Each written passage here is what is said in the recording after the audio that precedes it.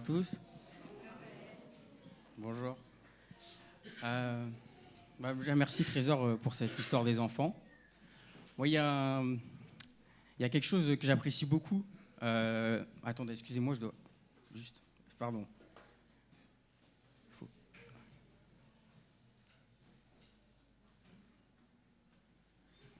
Excusez-moi.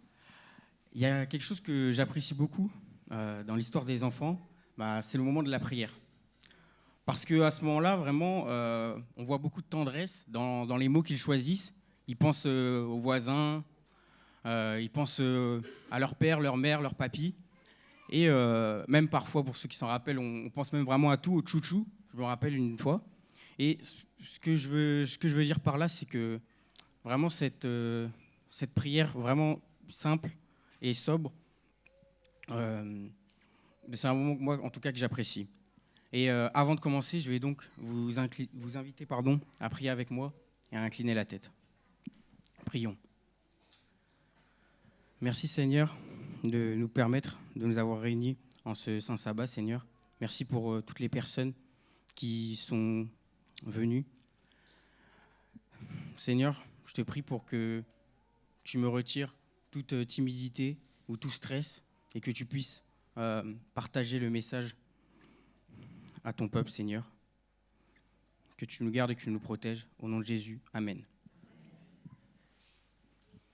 Ok. Lorsqu'on m'a demandé de prêcher aujourd'hui, j'ai d'abord hésité. Moi, je suis plus à l'aise derrière mes instruments. Mais j'ai rapidement tout quand même accepté parce qu'en fait, j'avais une idée, un thème derrière la tête. C'est-à-dire que 1-2 semaines avant, j'avais un sujet qui était passé par là et après, on m'a proposé cette prédication. Donc j'ai accepté. Ensuite, j'ai parlé de mon sujet à des proches et on m'a dit ton sujet, il est intéressant, hein, mais est-ce qu'il est pour le mois de la jeunesse ? Est-ce que même il est dans le thème de la grâce ? Parce que voilà, c'est le thème du mois de la jeunesse. Et à ce moment-là, moi, quand j'avais accepté, je ne savais même pas vraiment encore le thème, c'était pas encore sûr. Donc, finalement, j'ai accepté. Donc, après avoir pris du recul, avec ces personnes-là, je me suis dit, ils ont sûrement raison. Mais le problème, c'est que du coup, j'ai accepté la date de prêcher, mais là, j'avais plus de sujet. Et pour ceux qui ne me connaissent pas, en tout cas, il est probablement sûr que je n'aurais pas accepté si je n'avais pas de thème. Ça veut dire que l'approche que j'avais à préparer maintenant cette prédication, elle devait être différente. Et moi, je me suis mis à la place de la jeunesse. Donc, non pas que je me considère comme vieux, mais ce que je veux dire par là, c'est que je me suis demandé qu'est-ce qui fait qu'aujourd'hui, je peux être présent, je peux me présenter devant vous ici pour parler de ma foi, du thème du mois de la jeunesse qui est la grâce, et qu'est-ce que je peux raconter sur la grâce que Jésus a faite dans ma vie. Et avec cette approche, forcément, il y a des expériences, des histoires qui se sont déroulées dans ma vie, qui sont venues à moi. Je me suis rappelé déjà du chemin que j'ai commencé à parcourir. Et rapidement, il y a un texte qui est venu à moi. Et ce texte, vraiment, il a été fondateur dans ma perception de la foi et de la grâce de Dieu dans ma vie. Et ce texte, je vais vous inviter à le prendre avec moi dans Jean 15, versets 16 à 19.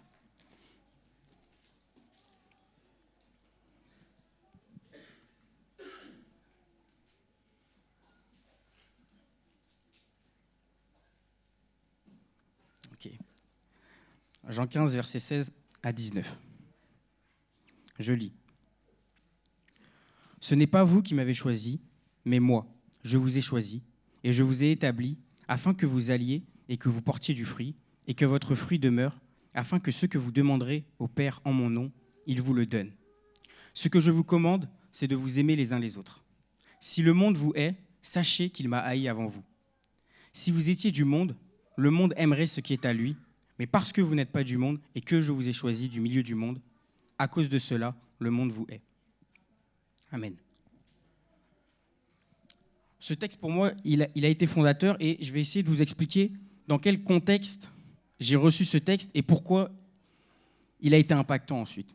Donc, pour vous raconter, moi j'ai grandi donc en région parisienne et lorsque j'avais 13-14 ans, donc j'étais en troisième, donc en janvier 2020, un peu avant le Covid, mon père a eu une opportunité de travail à Mayotte.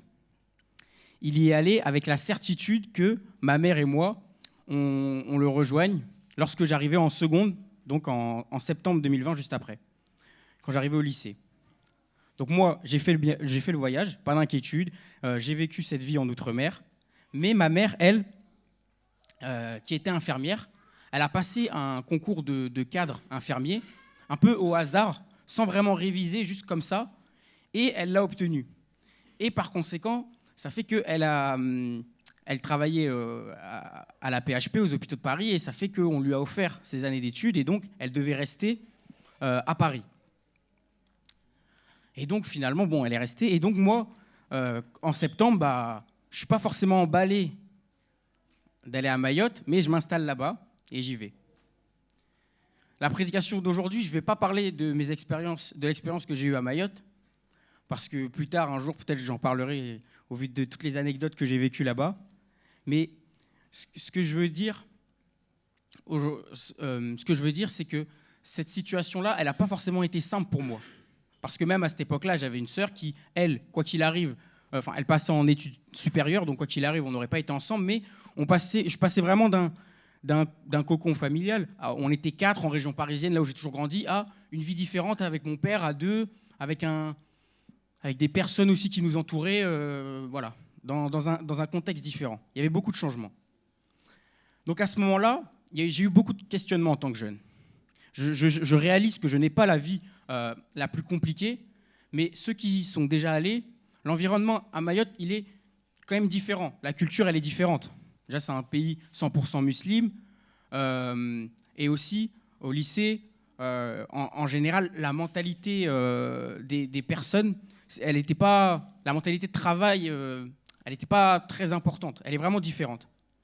Et donc, moi, quand je suis dans ma classe et que je rencontre ces personnalités-là, ça ne fonctionne pas vraiment. Et voilà, c'était un peu compliqué. Et souvent, même parfois, quand je parle de cette époque-là, je dis qu'à cette époque-là, mon meilleur ami, c'était mon père. Et je peux vous dire qu'un enfant de 14 ans, peut-être que le père, il peut prendre ça bien, mais un enfant de 14 ans, quand son meilleur ami, c'est son père, bon, ça veut dire que vraiment, vous comprenez que je m'ennuie à l'école. Et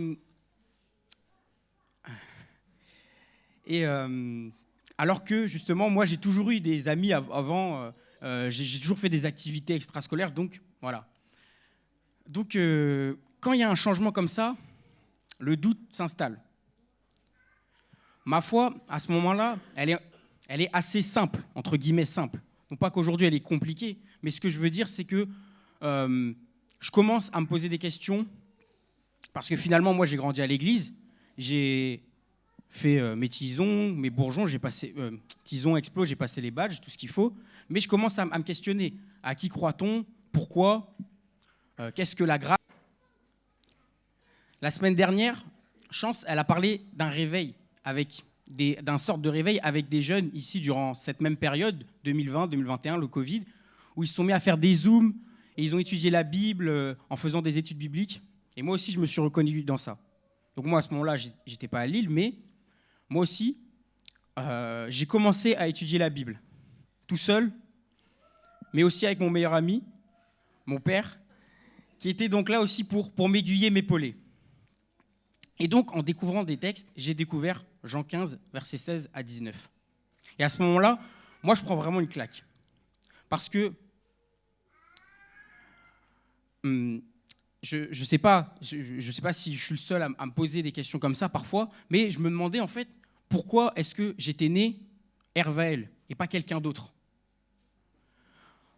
Parfois même, je me demandais, quand il y avait des difficultés, et là, en l'occurrence, beaucoup de changements, j'enviais la vie de certains camarades d'une autre personne, alors que je ne connaissais pas vraiment ce qu'elle vivait chez elle, mais j'enviais cette personne et je me disais, mais est-ce qu'elle ne vit pas une meilleure vie que moi?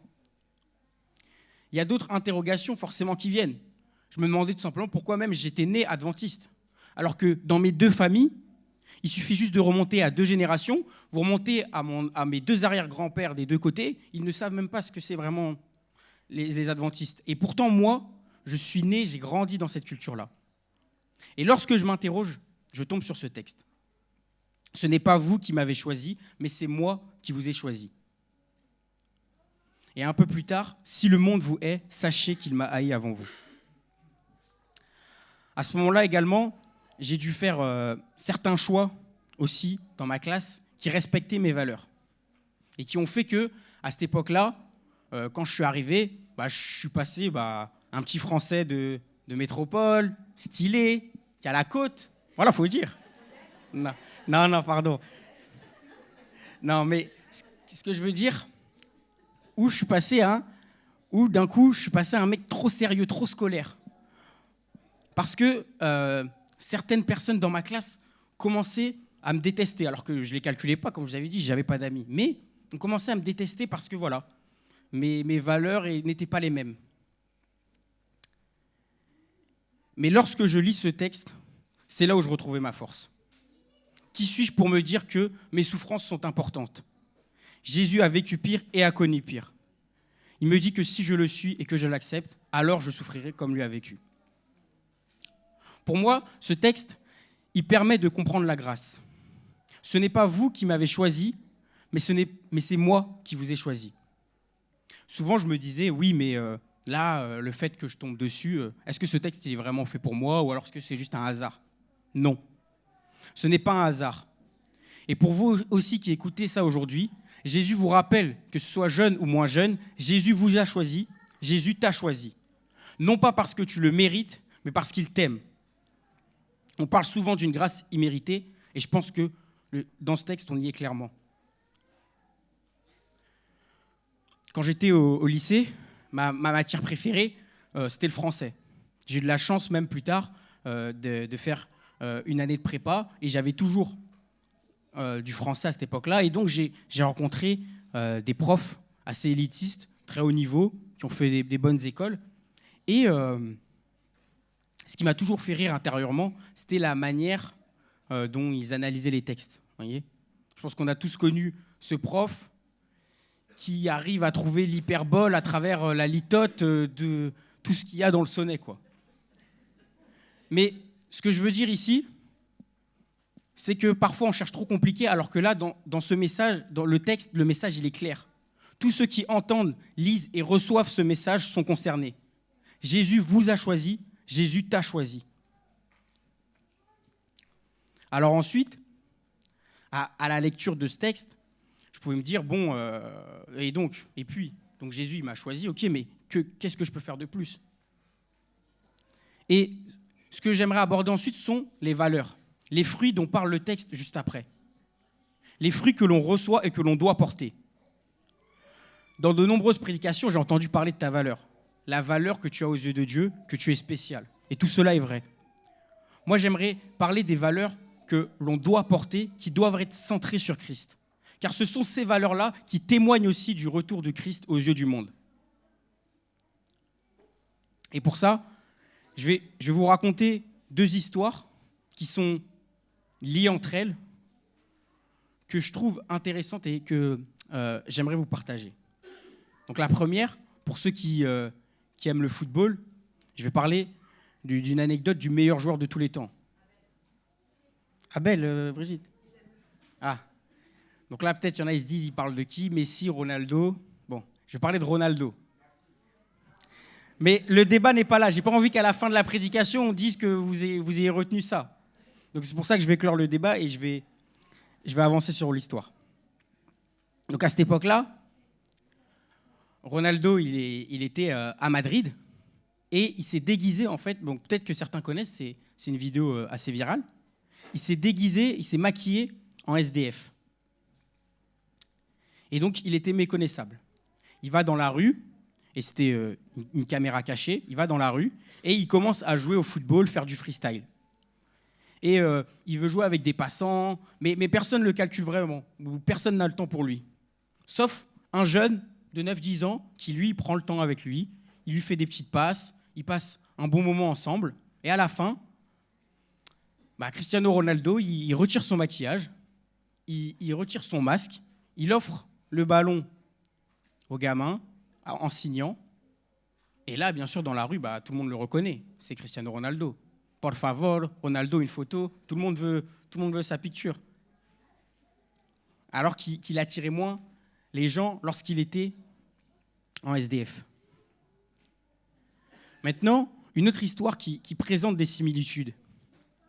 J'étais à EYC 2017, à Valence. Donc c'est le congrès mondial ou européen, je ne sais plus, des adventistes. Et son congrès, déjà, il m'a permis de voir la grande diversité d'adventistes dans le monde. Et à ce moment-là, j'avais 11 ans. Et cette histoire, elle est toujours dans ma mémoire. Pourtant, j'en ai entendu des messages de pasteurs depuis le temps.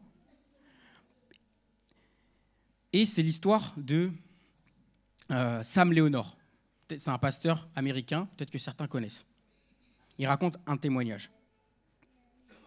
Il était pasteur de son église et un matin, il est venu déguisé en SDF. Il était totalement maquillé, donc méconnaissable.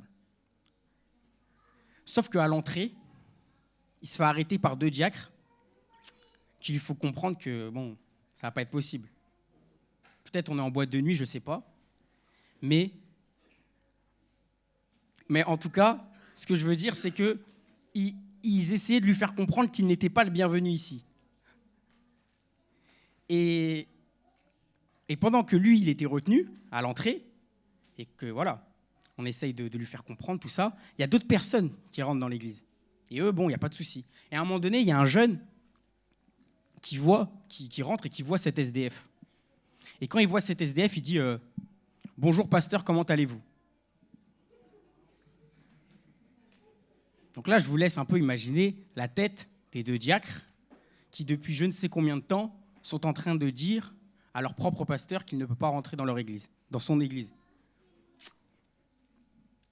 Mais à ce moment-là, on peut se demander, est-ce que Dieu aurait attendu une réaction, un accueil comme cela de la part des diacres ?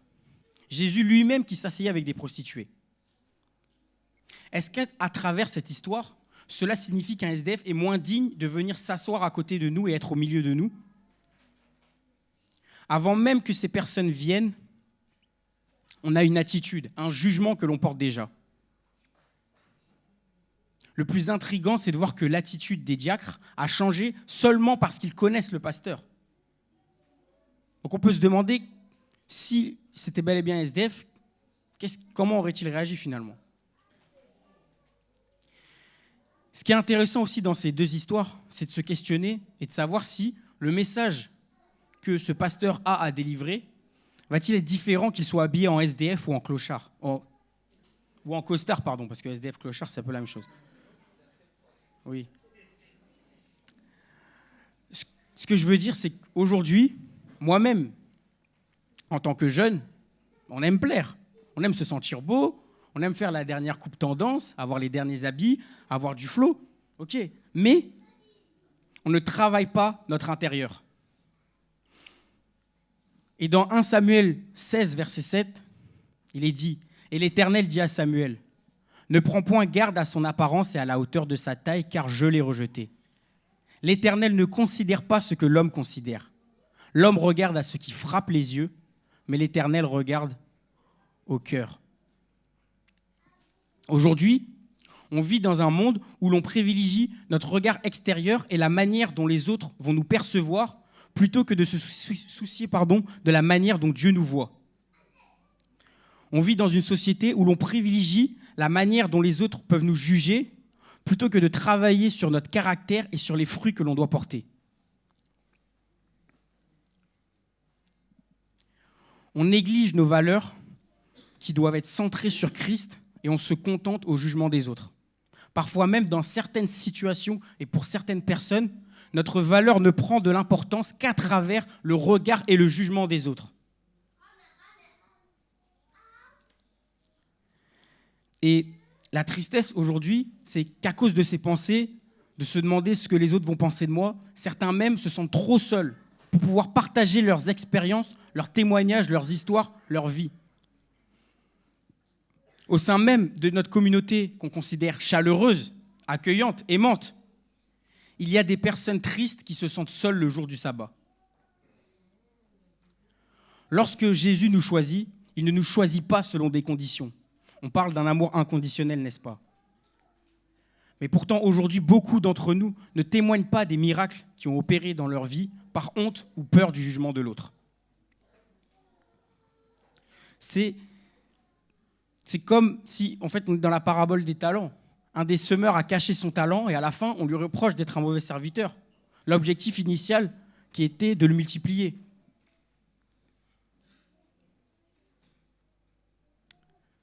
Même si on prend l'exemple de Lazare, à travers la résurrection de Lazare, Jésus démontre que sa force ne se limite pas à la mort. Donc c'est un message puissant qui est fondateur. Mais imaginons un instant si le témoignage de Lazare n'avait pas été partagé. En parlant avec beaucoup de proches adventistes, souvent on arrive au constat où, parfois lorsqu'on se sent seul, ce sont ces témoignages qui nous réchauffent, ce sont ces expériences qui vont nous fortifier et nous rappeler la grandeur de Dieu. Mais aujourd'hui, si certains partagent leurs témoignages et que l'on voit d'où ils viennent et d'où est-ce que Jésus les a sortis, on réagirait déjà d'une certaine manière. Ah oui, je t'aime mon frère, hein. Mais waouh, ce que tu me racontes là, Jésus il en a sauvé beaucoup à la croix, hein. Mais toi... Finalement, comme les diacres de l'histoire précédente, à travers notre attitude, on montre qu'on porte déjà un jugement. Comme si, selon nous, la grâce était réservée qu'à certaines personnes, certaines histoires, certaines expériences. Alors que Dieu lui-même n'a pas honte de nous et vient nous rejoindre du haut de sa sainteté dans nos péchés. Dieu se décharge de tout et vient à nous, mais nous nous sentons parfois trop importants face à certaines personnes. Aujourd'hui, beaucoup de bénédictions ne sont pas réalisées car on est frileux, on a peur et on reste assis à notre place. Certains silences face au témoignage que Dieu a fait dans nos vies desservent la cause de l'évangélisation et renforcent la solitude de nos membres et de nos jeunes dans nos églises. On se permet de douter alors que Jésus nous a déjà choisis, Jésus t'a déjà choisi. Un des premiers idéaux qu'on apprend aux jeunes enfants, c'est lequel? Quand on est petit. Au bourgeon. Merci. S'ouvrir à Jésus et aux autres. Moi, étonnamment, en grandissant, j'ai oublié beaucoup de ce que j'ai appris au Tison Explo, mais celui-là, je n'ai jamais oublié. S'ouvrir à Jésus et aux autres. Jésus a déjà fait le choix de te choisir toi, et c'est à toi maintenant d'accepter cet amour, cette grâce. Par cela, j'en suis sûr, il fera des grandes choses en son nom et pour sa gloire. Ce que j'aime avec ce texte de Jean 15, je trouve compréhensible et complet. Et dans le verset 17, ce que je vous commande, c'est de vous aimer les uns les autres. Jésus nous rappelle la basique notion de l'amour. Ce même amour-là, quand moi-même je me sentais seul, que j'ai reçu, à l'époque où j'étais à Meudon, que j'ai reçu de mon meilleur ami, mon père, et de Jésus, qui me permettait de rester fort dans cette solitude et qui a fait que plus tard, j'ai pu rebondir malgré des moments difficiles.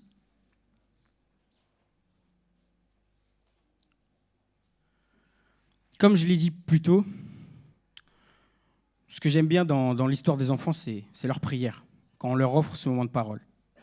Mais ce que j'apprécie aussi, c'est lorsque celui qui raconte l'histoire des enfants prie et fait répéter sa prière aux enfants.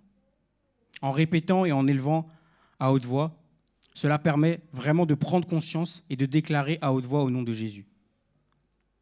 J'invite donc ceux qui veulent à se lever, à prier avec moi et répéter avec moi ceux qui veulent.